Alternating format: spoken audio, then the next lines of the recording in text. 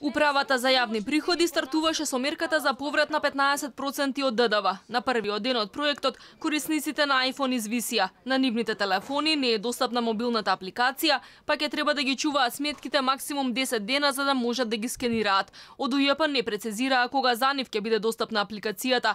Сепак им препорачуваат на другите корисници истата да ја спуштат преку линк на веб страницата на УЈП, а не преку платформата Google Play Store, бидејќи голем број корисници денеска не успеа да ја најдат и инсталираат. Во најскоро време да може да биде достапна апликацијата и за корисниците на iPhone. Во меѓувреме имаме различни други видови на механизми за да секој граѓанин си го оствари своето право. Никој да не биде обесправен во овој процес. Затоа постојат тука и баркод читачите, и киоск апаратите, и паметните телефони кои што се на пултовите во управата. Невалидните фискални сметки немаат баркод и врз основа на тоа не може ни да се направи скенирањето.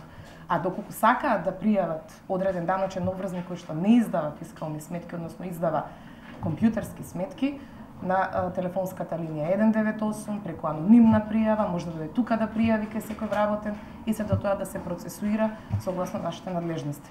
Исклучок од мерката се сметките за комуналии. Граѓаните не можат да ги скенираат ниту пак сметките од таксистите, бидејќи не содржат баркодови, а најголем број од нив не се даночни обврзници. Најголем проблем ќе имаат пензионерите, како и граѓаните кои немаат имејл или мобилен телефон.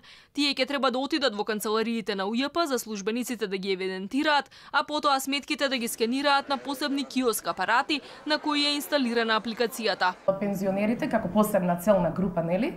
Ќе бидат овдека превземени со тоа што ќе ги регистрираме, затоа што доаѓаат огромен број на пензионери, еве и денеска рано наутро, доаѓаат, сакаат да се регистрираат, ги запознаваме со условите и предусловите на апликацијата и на овој проект, така да сметам дека преку баркод читачите, преку паметните телефони тука и киоск апаратите кои што ќе ги видите подоцна, ќе олесниме на секое физичко лице.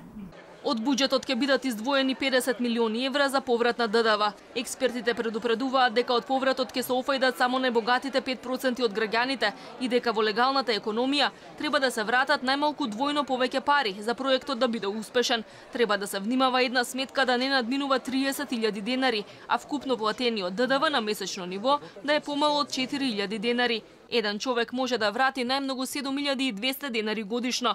Првата исплата ќе биде во декември. За да се добие максимален поврат, едно 4-члено семејство ќе треба да потроши годишно меѓу 17.000 и 62.000 евра, односно секој треба да има плата меѓу 360.000 и 300 евра. Најсиромашните домаќинства ќе добијат поврат од само 738 денари.